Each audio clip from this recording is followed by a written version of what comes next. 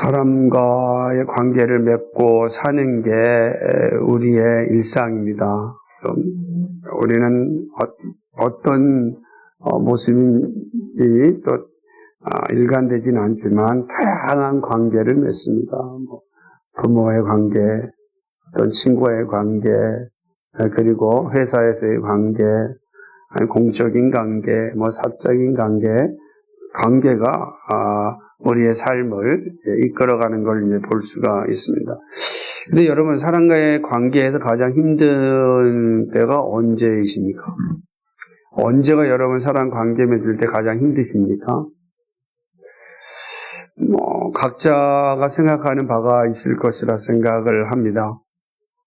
저는 사람과의 관계 가운데 아주 힘든 것은 이게 변명과 핑계를 대는 사람과의 관계가 참 어렵습니다.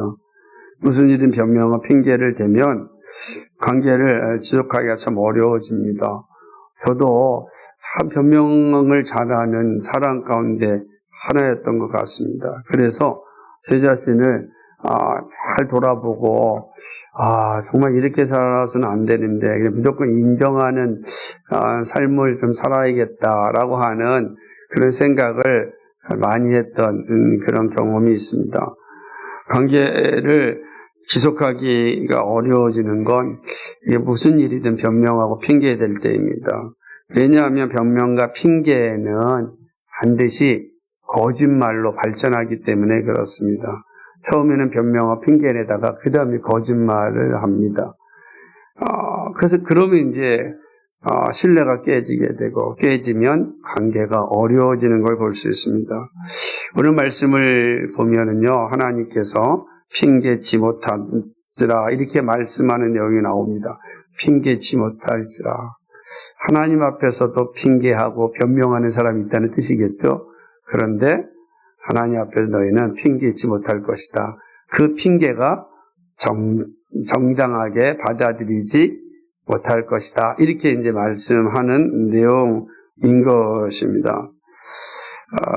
하나님 앞에 핑계를 댈 수 있을까 또 생각해 보지만 그러나 실제로 많은 사람들이 핑계를 댑니다. 그 이유가 무엇일까? 그리고 어떤 핑계를 댈까? 그래서 이 질문을 한번 가지면서 오늘 바울이 하나님 앞에 핑계하지 못한다라고 하는 이 말씀을 생각해 보면서 말씀의 자리로 좀 나아가고자 합니다. 오늘은 이제 18절부터 23절까지 살펴보았지만 본문은 17절의 연속이라고 할 수가 있습니다. 17절에서는 복음에 나타난 하나님의 의에 대하여서 말씀하셨습니다. 복음은 예수 그리스도의 성육신과 십자가의 죽으심과 부활하심과 승천하심, 예수 그리스도의 이 사건, 예수 그리스도, 그게 바로 복음이다. 우리는 잘 알고 있습니다. 그런데 이 복음에는 하나님의 의가 나타난다라고 하는 거죠. 조금 단순하게 이렇게 줄인다면 예수 그리스도에는 하나님의 의가 나타난다. 이렇게 이제 말할 수가 있는 것입니다. 우리는 지난 시간에 하나님의 의는 바로 예수 그리스도로 말미암아 주어진 칭의다. 의롭게 하는 것이다. 법정적으로 의롭게 하는 것이다. 이렇게 말씀드렸습니다. 이것은 전통적인 개혁파의 이해입니다. 믿음으로 말미암아 얻는 의. 우리가 다 믿음으로 말미암아 얻는 의로움. 우리 그걸 이신칭의 이렇게 표현을 하지 않습니까? 그 얻는 것이다 라고 이제 말씀드렸습니다. 하나님의 은혜로 말미암아 믿음으로 얻는 구원, 그것이 바로 하나님의 의이다 이렇게 말씀드렸습니다. 그러나 최근에 와서는 이 하나님의 의에 대한 새로운 관점이 이제 나타나서 한국교회 안에도 많이 퍼져 있는 걸 보게 됩니다. 이 말씀을 여러분에게 안 드려도 상관이 없겠지만은 혹시라도 이제 여러 사람들을 만나고 또 젊은 세대를 만날 때 당신이 생각하는 그 개념은 내가 생각하는 개념과 다르다라고 말할 때 당황하지 않으려고 최근에 이 하나님의 의에 대한 이해를 어떻게 하고 있는지 사실 제가 여러 번 말씀드렸어요. 세 관점, 바울의 세 관점이라고 하는 이해인데 하나님의 의에 대하여 새로운 관점을 말하는 것입니다. 하나님의 의에 대하여 사람의 믿음을 강조하는 것이 아니라 하나님의 신실하심을 강조하는 것이죠. 그러니까 하나님의 신실하심이 사람을 의롭게 한다라고 하는 거예요. 우리는 우리의 믿음으로 의롭게 된다 생각하였는데 이번에 새로운 관점은 하나님의 신실하심이 우리를 의롭게 한다라고 하는 거죠. 방점이 많이 달라진 거죠. 톰 나이트라는 이 학자는 로마서에 이신칭의가 있지만 중심 주제가 아니다라고 얘기해요. 대표적인 학자인데 로마서의 중심 주제가 이신칭의가 아니다. 우리는 로마서의 중심 주제가 이신칭이다라고 하였는데 톰 나이트라는 사람이 그러지 않다라고 얘기하면서 로마서의 주제는 하나님의 언약적인 신실하심이다라고 얘기합니다. 하나님께서 이스라엘 백성과 유대인과 맺은 언약에 대하여 하나님이 신실하셨다. 그게 진짜 로마서의 주장이다라고 하는 거죠. 그래서 복음은 예수에 관한 소식으로서 새 시대 안에서 세상의 정사들과 권세를 승리하신 진짜 왕이신 예수님께 충성을 바치라는 소식이 복음이다. 복음은 기쁜 소식인데 그런 뜻이잖아요. 굿뉴스라는 뜻인데 그 무슨 소식이냐라고 하냐면 예수님께서 이 세상의 권세자들, 이 세상의 권력자들을 승리하셨다. 그리고 승리하신 예수 그리스도께 충성을 바치라. 이것이 복음이다. 라고 이제 이야기하는 겁니다. 이거는 사람의 믿음, 즉 행위로서의 믿음이 아니라 은혜로의 믿음이 아니라 하나님의 신실하심, 사람의 죄에 대한 승리가 아니라 정사와 권세에 대한 승리라고 말합니다. 그리고 이러한 인식은 자칫 구원은 자신의 죄에 대한 회개가 아니라 예수님의 메시아됨에 대한 깨달음이다. 이렇게 나가는 거죠. 그러니까 예를 들자면 바울이 다메섹 도상에서 예수님을 만나서 회심하잖아요. 그때 회심할 때 사도 바울이 내가 죄인이다. 이 죄를 내가 정말로 해결해야 된다. 그래서 죄에 대한 자복이 일어난다. 나야 한다. 이런 거라고 생각한 게 아니라 예수가 메시아구나. 내가 왜 깨닫지 못했지? 그래서 다메섹 통해서 예수님이 메시아라는 걸 깨달았다. 그러니까 예수님의 메시아라는 걸 깨닫게 하나님이 신실하시게 일하셨다라고 하는 겁니다. 그러니까 이게 이제 오늘날 이 하나님의 의를 생각하는 분들의 생각이죠. 그래서 예수 그리스도의 승리에 대해서 강조하지 죄에 대한 회개, 죄에 대한 형벌적 대속으로서의 그리스도를 강조하지 않고 자칫하면 그리스도의 의가 우리에게 전가되어져서 우리가 의롭게 되었다라고 하는 이 사실이 희석화되는 그러한 이제 내용이 있는 것입니다. 이러한 이해가 사실은 많이 인기를 끌고 있지만 우리는 종교개혁자들의 관점에 따라 믿음으로 구원을 얻는 법정적 의미로 받아들입니다. 그래서 하나님의 의는 법정적, 하나님의 법정에서 우리를 의롭다라고 선언하는 것이다. 근데 그 선언할 때 우리의 믿음을 보시고 의롭다고 선언하셨다. 이렇게 보는 건 바로 이제 전통적인 개혁파 입장의 모습입니다. 그래서 우리는 이 두 가지가 아주 충돌하고 있는 시대 속에서 우리는 어떤 이해를 가지고 있어야 될까를 잘 알고 있었으면 좋겠습니다. 이렇게 말씀드리는 것은 18절 이하의 말씀을 바르게 이해하기 위함입니다. 우리는 이제 18절 이하의 모든 관점도 믿음으로 말미암아 의롭게 된다라고 하는 이신칭이죠. 그러니까 이 관점에서 18절 이하도 해석하고 나아가고자 합니다. 18절로부터 사실은 3장 20절까지는 한 주제로 기록됩니다. 짧게 살펴보겠지만 1장 18절에서 3장 20절까지는 한 주제입니다. 그것은 하나님의 진노라는 한 주제로 되어져 있는 것입니다. 그럼 그 하나님의 진노는 뭐냐? 죄의 보편성 때문에 그렇습니다. 그러므로 18절부터 3장 2절까지는 죄의 보편성에 대한 하나님의 진노를 이제 말씀하고 있다라고 이제 보면 되는 거예요. 이 사실 때문에 우리가 구원이 필요하다라고 하는 것을 말씀하는 것입니다. 모든 사람이 하나님의 진노 아래 놓여 있습니다.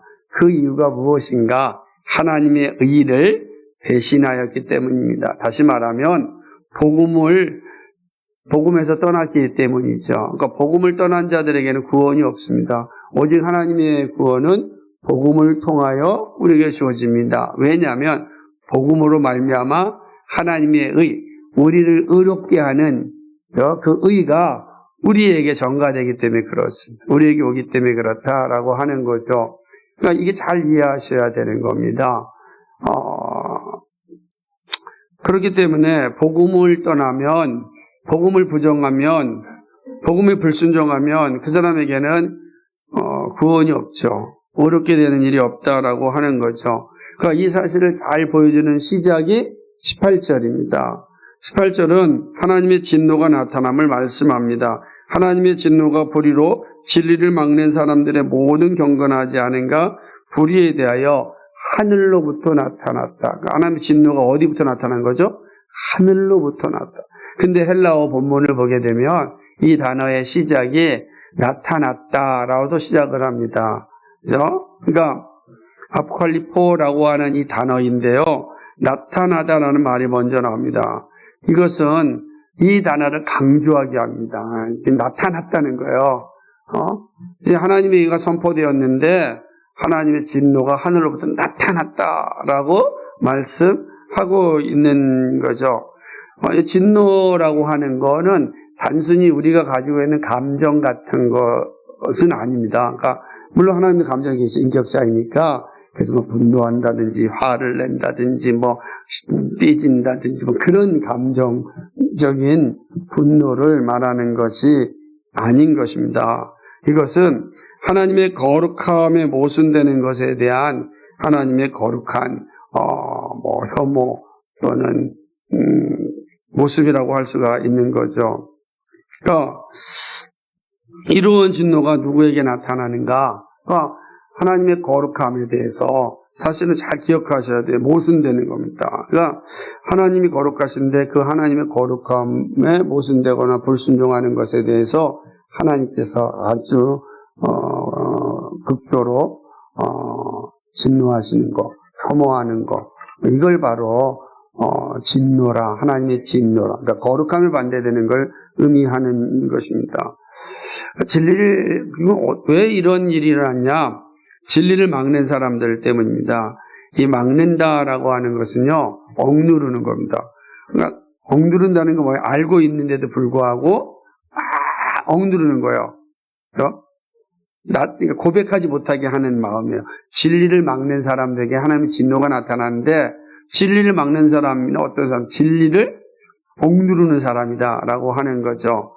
진리가 드러나는 일에 막는다는 의미입니다. 진리를 막는 사람들에게 나타나는 특징이 무엇인가? 그것이 바로 18절에 된 것처럼 경건치 않음과 불의함입니다. 경건치 않음이라는 단어는요, 아세베이아라는 단어인데 이 말은 하나님을 향한 불신앙을 의미합니다.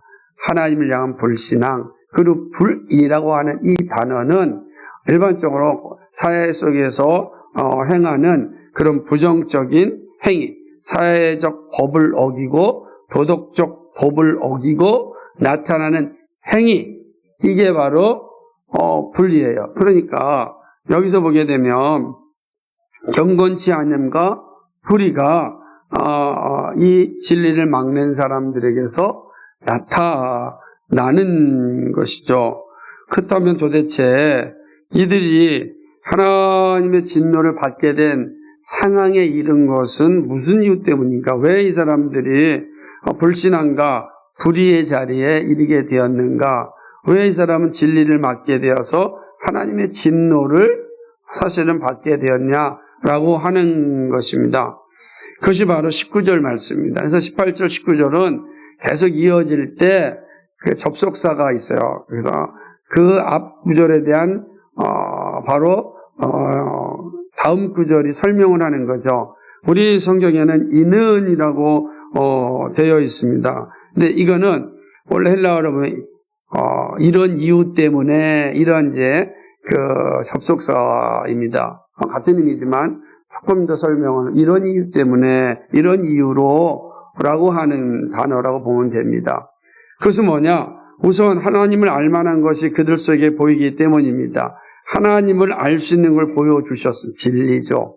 그러니까 진리라는 게 사실은 복음에 대한 고백이고 그 복음은 하나님에 대한 고백인데 그 하나님을 알 만한 것들이 하나님께서 보여주셨습니다. 이것은 하나님의 계시를 말씀합니다. 하나님이 알려주셨기 때문에 사람들은 다 알 수 있다라고 하는 뜻입니다. 뿐만 아니라 이러한 것은 사람이 가진 특징입니다. 사람은요, 우리는 다 하나님의 형상으로 지음받은 존재입니다. 하나님의 형상으로 지음받았다는 건 하나님의 인격체로 창조되었다는 거예요. 그래서 우리는 다 하나님의 인격을 나타내는 자들입니다. 그게 형상이에요. 하나님의 인격, 우리가 하나님의 형상을 얘기할 때 바로 우리가 보편적으로 알고 있는 지정의, 지식이나 감정이나 의지, 그리고 또 뭐죠? 도덕성, 창조성, 이런 것들입니다. 최근에 인공지능이 나타나면서 정말 인공지능이 사람과 어떤 관계를 맺을까 할 때 인공지능도 하나님의 형상으로 사실은 차이가 없게 되지 않겠습니까? 라고 질문이 많이 나온대요. 그렇잖아요. 지식, 감정, 의지 다 인공지능이 가지고 있죠. 창조성도 가지고 있다. 이렇게 본다는 거죠. 근데 한 가지가 남은 거죠. 이제 과연 그 인공지능에는 윤리성이 있을까? 이제 많은 사람들이 윤리성이 있을 수 있다, 없다 지금 막 논쟁을 벌이고 있는 시대가 됐습니다. 그러니까 참 무서운 시대를 우리가 살고 있는 건 사실입니다. 그러나 분명한 건 사람은 하나님의 인격으로 창조되었기 때문에 하나님을 알 수 있는 그런 존재다라고 하는 것이죠. 하나님은 그래서 자신을 사람에게 어떤 존재인지 알려주셨습니다. 우리는 이 지식에 근거하여 하나님을 알 수가 있는 것입니다. 인간은 하나님의 형상으로 지음받았기 때문에 본성적으로 하나님을 아는 지식을 가지고 있습니다. 그리고 하나님은 그 본성적으로 가지는 지식에 근거하여 자신을 계시하여 알려주셨습니다. 그럼 어떻게 알려주셨을까요? 계시를 통하여 알려주셨습니다. 그 가운데 모든 사람에게는 창조 세계를 통하여 모든 사람들, 이 세상에 존재하는 모든 사람들에게는 창조 세계를 통하여 자연 세계를 통하여 하나님이 어떤 분인지를 알려주셨습니다. 자연이 영원하다라고 하는 건 하나님이 영원한 존재다라는 것을 영원성, 하나님의 영원성, 하나님의 전능하심을 다 알려주신 거죠. 그래서 자연이라는 모든 세계를 통하여 우리는 하나님이 어떤 존재인지 누구든지 알게 되는 것입니다. 하나님이 보이지 않는 이 하나님의 능력이 온 자연 속에 나타나 있습니다. 여러분, 사람은요, 누구도 영원하지 않습니다. 오직 하나님만 영원하십니다. 거기 하나님의 신성이 또 온 창조 세계 가운데 나타났습니다. 그죠? 하나님의 이 존재가 창조 세계를 통하여 알 수 있다라고 하는 사실입니다. 그래서 우리는 이 자연을 볼 때마다 이게 사람이 과연 할 수 있는 거야? 라고 말할 때 이미 그 안에는 신성에 대한 고백이 담겨져 있는 것입니다. 이 가을에 어마어마한 단풍이 일어날 때 그거 사람이 물감 칠해가지고 되겠어요? 그냥 사람이 다니면서 빨리 단풍 들게 하는 약을 주입한다고 해서 그런 단풍이 열리겠냐? 그러니까 이게 과연 사람이 할 수 있는 일이냐? 이게 자연이 스스로 우연히 이렇게 만들어지겠느냐? 이게 우연히 만들어진다면 반복되면 안 되는데 늘 반복되는 그 시간을 도대체 이런 걸 보면서 와, 이거는 분명히 또 다른 존재가 있을 것이다 라고 생각하게 된다는 거죠. 그리고 그분은 바로 창조주시다 라고 하는 것이죠. 이것이 자연계시입니다. 또한 사람들이 하나님 알 수 있는 길이 하나가 있습니다. 바로 성경이라는 특별 계시입니다. 성경을 통하여 하나님이 자신을 알려주셨습니다. 그러나 누구든지 하나님을 알고자 한다면 성경을 읽고 선포된 말씀을 들으면 됩니다. 하지만 믿는 사람만 보잖아요. 그래서 우리는 성경을 통하여 하나님이 어떤 분이 특별하게 다 알 수가 있는 거죠. 그러나 그렇지 않은 사람들은, 성경을 읽지 않는 사람들은 자연계시를 통하여 하나님이 어떤 분인지를 알 수 있다라고 하는 것이죠. 다윗의 고백이 이것을 잘 증언하는데 시편 19편 1절 4절에서 이렇게 이야기합니다. 하늘이 하나님의 영광을 선포하고 궁창이 그의 손으로 하신 일을 나타내는도다. 날은 날에게 말하고 밤은 밤에게 지식을 전하니 언어도 없고 말씀도 없으며 들리는 소리도 없으나 그의 소리가 온 땅에 통하고 그의 말씀이 세상 끝까지 이르도다. 하나님이 해를 위하여 하늘에 장막을 베푸셨도다. 그래서 우리가 아는 오존 증인이 무슨 궁창이라고 할 때 이 모든 것들을 사실은 과학적으로 이렇게 측정해서 이야기한 건 아니지만 하나님께서 다윗에게 그런 은혜를 준 거죠. 하늘을 볼 때 이건 정말 하나님이 창조하신 것이 아니라고 한다면 어떻게 이 자연세계가 이렇게 질서정연하게 움직일까? 여러분, 우주가요, 우리 우주 못 나가봤잖아요. 근데 우주에 나가본 사람들이 뭐라 그러죠? 우주가 질서정연하게 움직인다는 것. 그 공간 속에 각 행성들이 잘 떠 있는 거예요. 떨어지지도 않고 올라가지도 않고 그 행성들이 자기 위치에 다 있는 거죠. 어떻게 우연히 갑자기 짱 됐을까요? 그 온 우주가 우연히 짱 자기 자리를 찾아갔을까요? 그러니까 이런 우주를 보면서 하나님이 없다 말할 수 없다는 거죠. 그죠? 그런 거죠. 우연히 존재했다고 말할 수 없습니다. 그냥 하나님이 만드셨다고 고백할 수밖에 없는 거죠. 그러므로 이 두 계시가 존재하는 한 하나님이 없다고 핑계할 수 없습니다. 하나님이 있다고 인정한다면 자신의 불의에 대한 하나님의 심판에 대하여 변명할 수도 없습니다. 이게 바울이 말하고자 하는 거예요. 21절 말씀은 핑계할 수 없는 이유를 더 분명하게 말씀합니다. 하나님을 아는 지식이 있으면서도 하나님을 영화롭게 하지 않고 감사하지도 않고 오히려 생각이 허망하여졌습니다. 두 계시를 통하여 하나님이 계시다는 걸 알려주었음에도 불구하고 하나님을 영화롭게 하지 않았습니다. 무시하였다는 거죠.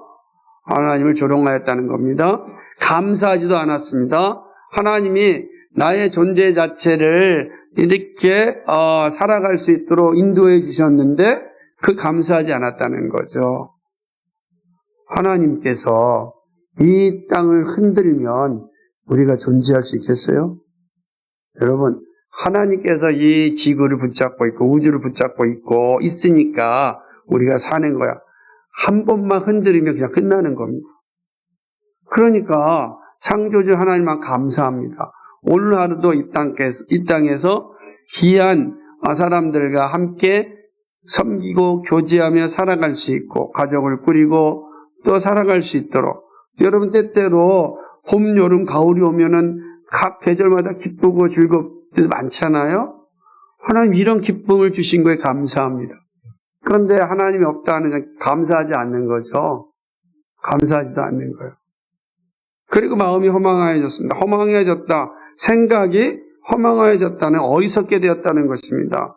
생각이 어리석으면 행동도 어리석게 됩니다. 미련한 마음은 바로 지각 없는 마음이라는 뜻인데요. 지각 없는 마음은 어두워졌습니다. 다시 말하면 이 마음은 지각이 어두워졌다는 게 뭐가 되겠어요? 이해력이 없다는 거 아니겠어요? 삶에 대한 이해력이 없는 거예요. 인격의 중심인 마음이 제 기능을 하지 못하면 우리의 삶의 모든 것들이 엉망진창이 됩니다. 여러분, 우리의 인격이 엉망진창이 되면 어떻게 되겠어요? 우리 그런 사람들을 뭐라 그러습니까? 그런 사람과 사는 게 얼마나 힘들겠습니까? 그렇죠? 여러분, 이렇게 하나님을 알면서도 하나님을 영화롭게 하지 않고 하나님께 감사하지도 않고 그 마음이 허망하여지고 마음이 어두워지고, 그래서 결국은 하나님이 없다라고 말한다는, 이게 되는 거죠. 결국 하나님을 무시하는 일을 합니다. 이들은 하나님의 진노를 피할 수 없습니다. 이들은 스스로 지혜 있다고 하였지만 어리석게 되었습니다. 아니, 마음이 어두워졌는데 무슨 지혜가 있겠습니까? 하나님을 사랑하고 이웃을 사랑하고 그리고 하나님을 영화롭게 하는 것이 지식의 사명인데, 마음이 어두워지면 이 지식이 무엇에 사용되겠습니까? 하나님께서 우리 지식을 주셨을 땐 그 지식은 하나님을 영화롭게 하고 하나님을 사랑하고 이웃을 사랑하러 주신 거예요. 여러분이 가진 모든 지식이 그 목적으로 주셨다고요. 이 머리를 주신 게 하나님을 영화롭게 하고 하나님을 사랑하고 이웃을 사랑하러 주신 거란 말이에요. 그런데 이 마음이 어두워지면 어떻게 되겠습니까? 이 지식이 허망하여지고 어리석게 되면 어떻게 되겠습니까? 오직 자기 욕망만을 위해 살아갑니다. 그래서 살아가는 거야. 오직 그 욕망이 화신이 돼서 탐욕의 끝장판을 보는 거죠. 그게 얼마나 끔찍한 일이겠습니까? 그 얘기죠.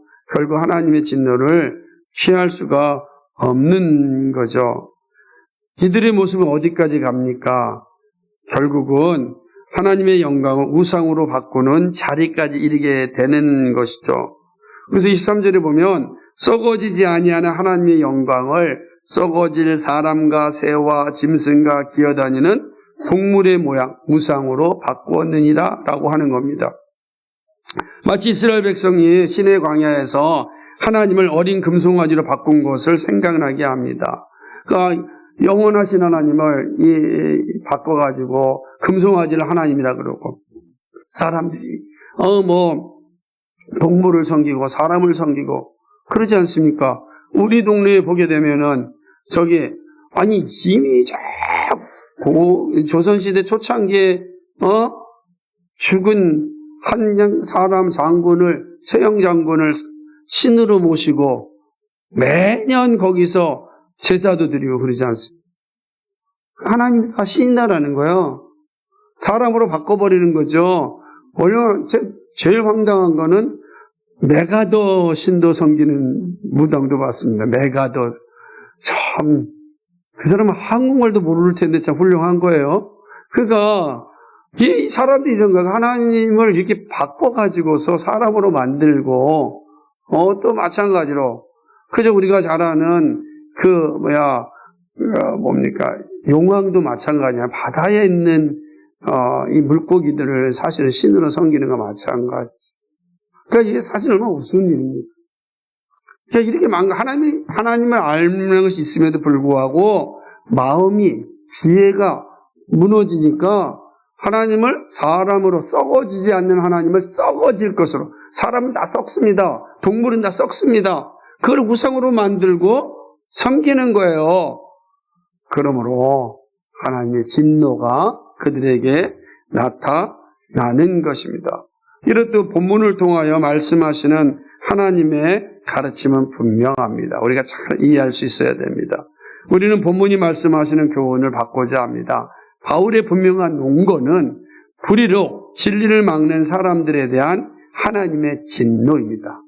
이거는 마치 재판장에서 검사가 기소하는 거예요.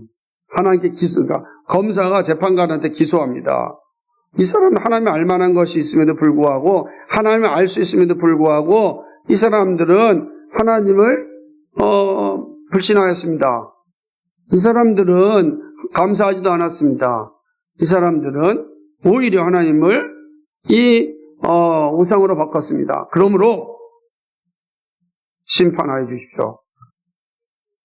그 심판은 뭐죠? 죄의 진노는 죽음이에요. 땅 때리는 겁니다. 그러니까 재판장이신 하나님께 기소하는 장면이에요. 이 장면. 다 기소하는 겁니다. 이제 재판관이신 하나님께서 그 기소를 받으시고 판결만 남으신 거죠. 판결만 남은 거죠. 이게 하나님도 의롭담을 입지 않은 자들에 대한 바울의 기소예요. 이 장면을 그래서 그렇게 생각하면 지금 바울이 아주 창창 이래 하나님의 진노가 나타났으니까 그 이유가 이런 겁니다. 그 이유가 이렇습니다. 그 이유가 이랬습니다. 그러므로 심판해 주십시오. 근데 이게 몇 년 구형이 없잖아요. 왜 그러죠? 죄의 삭은 사망이기 때문에. 사망을 때문에. 사형선고나 마찬가지라고 하는 것입니다. 바울의 기소는 분명합니다. 죄인들에게 의로움이 없다면 진노를 받아야 한다는 그런 말씀입니다. 그렇다면 오늘 우리에게 주는 교훈을 두 가지 생각해 보겠습니다. 첫 번째는 하나님의 진노는 악인에게 있습니다. 그렇죠? 바울이 말하는 진노는 하나님의 거룩함에 모순되는 것에 대한 하나님의 거룩한 징계입니다. 그 하나님의 거룩함에 모순되는 자들에 대한 하나님의 징계, 약간 혐오라 그랬는데 징계, 같은 표현입니다. 징계라고 볼 수가 있는 거죠. 하나님의 거룩함을 허무는 자가 누구입니까? 바로 악인입니다.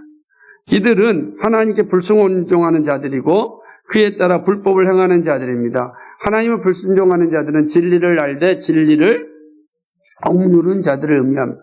우리가 우리의 그러니까 보편적인 본성을 가지고 자연을 보고 삶을 볼 때는 이거는 우연히 시간이 오래 가서 사람에 의해 생기는 것이 아님을 알아요. 어디가 본성적으로 안다고요. 근데 그걸 억누르는 거예요. 왜? 하나님 믿기 싫은 거예요. 그 하나님한테 순종하며 살기 싫으니까 내가 막 억누르는 거예요. 그리고 그 억누름의 대표적인 주자가 다윗과 같은 사람이 나타나는 거죠. 나타난다라고 하는 거죠. 물론 다윗은 창조주 하나님에 대해서 불신하지 않았습니다. 그 억누른다라고 하는 거죠. 그죠? 결국 이들은 도덕적인 불법을 행합니다. 마침내 하나님의 법정에서 심판을 받습니다.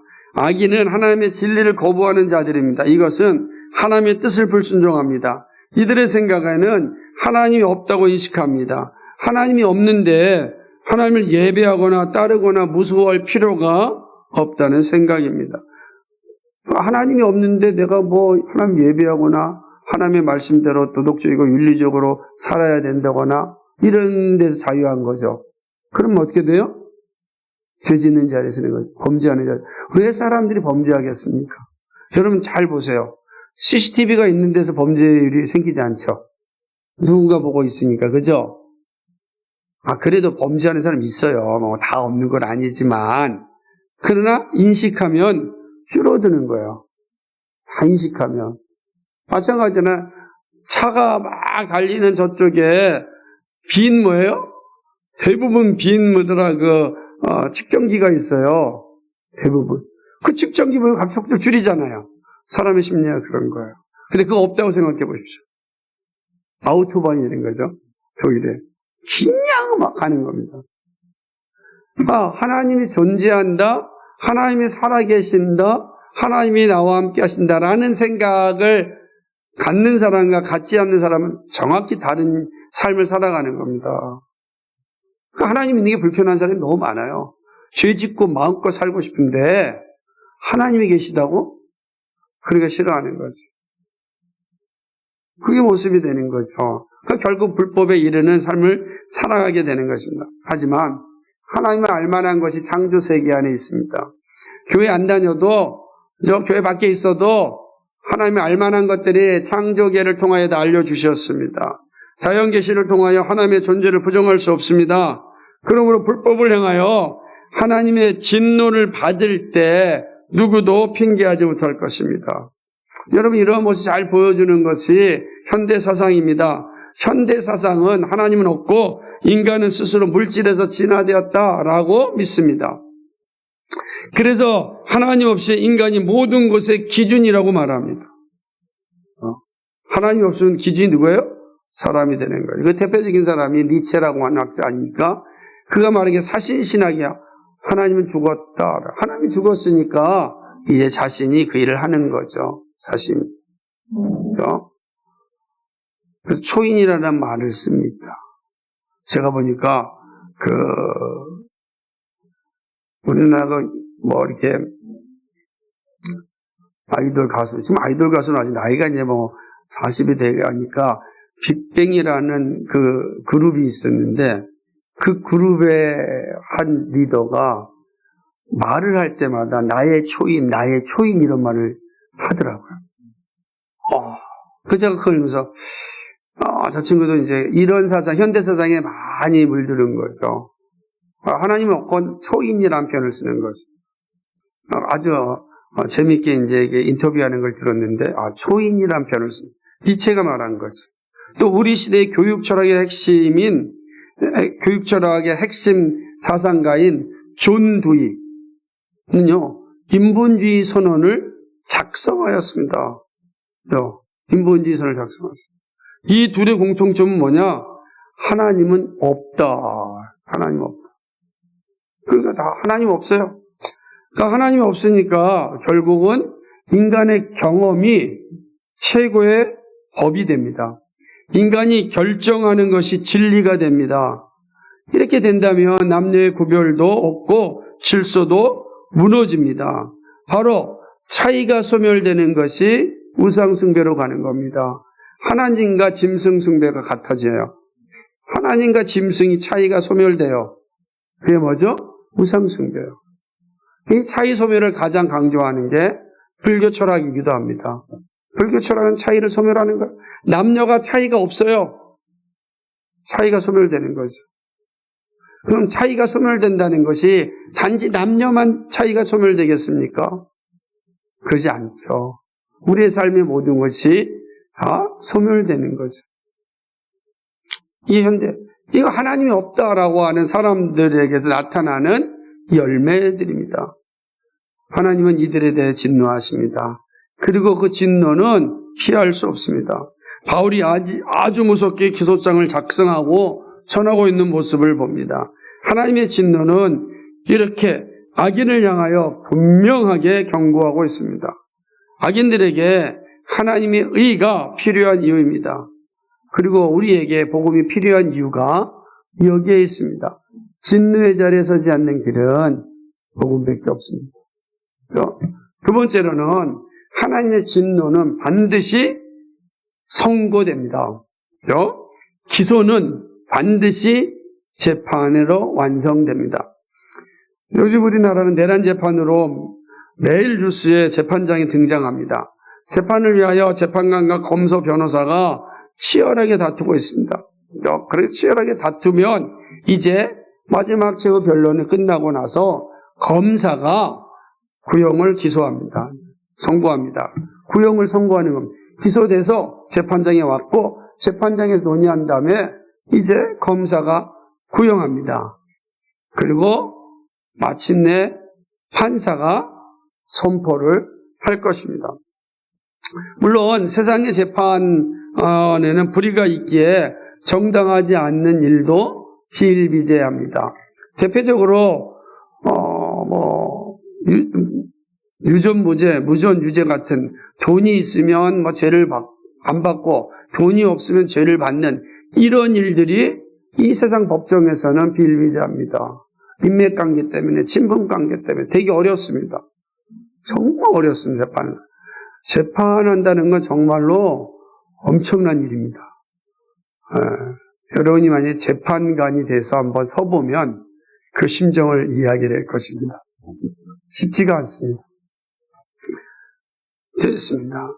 하지만 하나님의 법정에서는 이러한 일이 없습니다. 악인을 향한 하나님의 진노는 피할 수 없으며 반드시 선고됩니다. 이것이 18절에서 나타난다는 핵심입니다. 마지막 날에 이 판결이 나타날 때는 누구도 피할 수가 없다라고 하는 거죠. 도대체 하나님의 진노는 어떻게 나타날까요? 존 스토트는 이 부분에 세 가지로 얘기하는데 잘 의미 있습니다. 하나님의 심판은 첫째는 최후의 심판에서 궁극적으로 나타납니다. 그렇죠. 최후의 심판에서 모든 불의한 자는 다 심판받습니다. 예외가 없습니다. 그러므로 둘째 사망에 이르고 영원한 부활에 이르게 될 겁니다. 그럼 그때까지 그럼 불의한 자들은 어떻게 합니까? 두 번째는 이야기합니다. 두 번째는 공적인 정의의 시행을 통해 하나님의 진노가 나타날 수 있다는 겁니다. 로마서 14장 4절에 보게 되면 그는 하나님의 사역자가 되어 내게 선을 베푸는 자니 그러나 네가 악을 행하거든 두려워하라. 그가 공연히 칼을 가지지 아니하였으니 곧 하나님의 사역자가 되어 악을 행하는 자에게 진노하심을 따라 호응하는 자니라. 이 부분은 이제 14장과 살펴보겠지만 이 내용이 뭡니까? 바로 이제 세상 재판을 통해서 공적인 정의가 시행될 여기에 하나님의 심판이 있는 거죠. 그러나 세 번째가 있습니다. 세 번째는 일상에서 나타납니다. 일상에서 하나님의 진노가 어떻게 나타나느냐? 바로 하나님의 내어버려 두심입니다. 바울은요, 이 사실을 24절, 26절, 28절에서 반복하여 이야기합니다. 하나님이 내어버려 두신다는 거. 그래, 그렇게 살아라. 내버려 두신, 이게 바로 하나님의 심판이다 라고 하는 것이죠.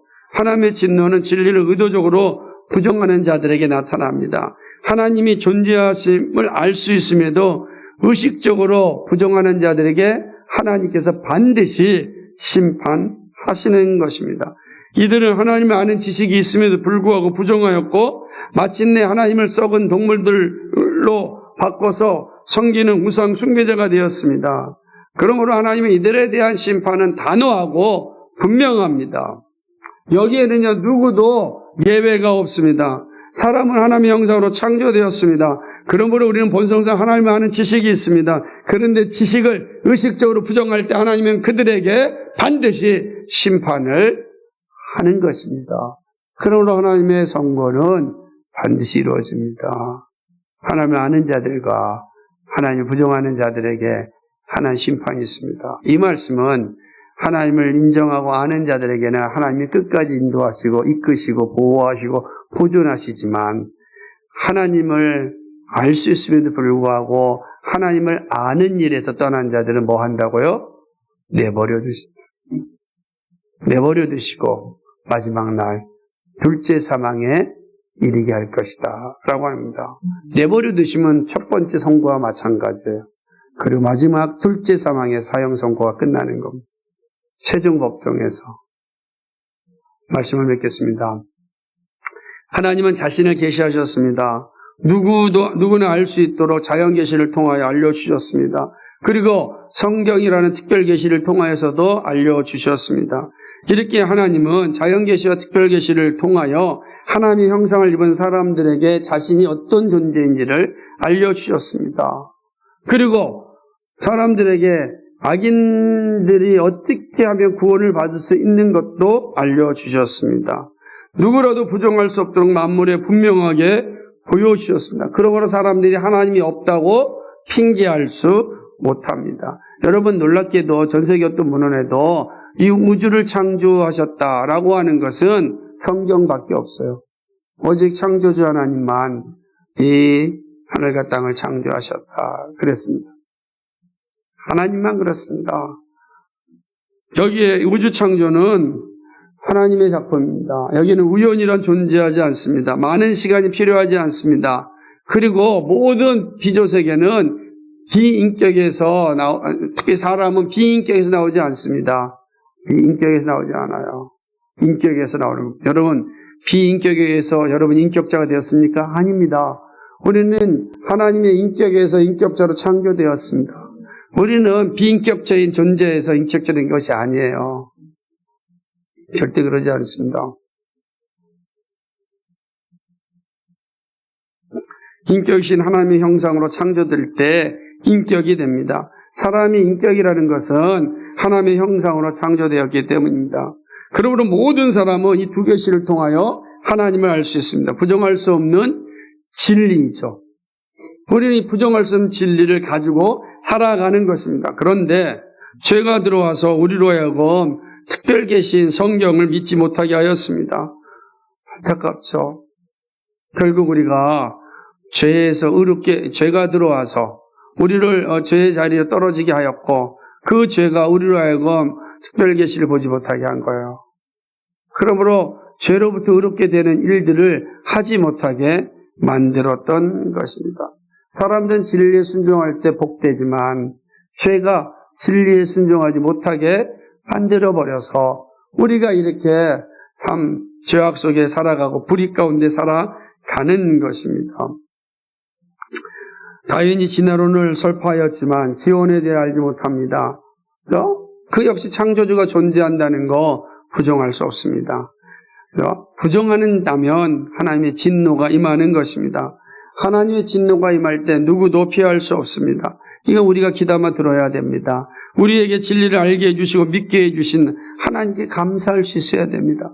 진리를 알고 하나님을 인정하고 하나님과 동행할 때 하나님을 지켜주시고 인도하시고 보호하십니다. 하나님을 썩어질 것으로 바꾸지 마십시오. 우상숭배의 자리로 바꾸지 마십시오. 살아계신 하나님을 인정하시고 고백하십시오. 그리고 끝까지 복음에 합당한 삶을 살 수 있도록 하나님께 순종하며 살아야 합니다. 어떠한 순간이라도 핑계하지 말고 하나님을 찬양하고 감사하며 영광을 돌리고 즐거워할 수 있어야 됩니다. 여러분, 하나님의 품 안에서 참된 안식을 누릴 때까지 이 믿음의 경주를 포기하면 안 됩니다.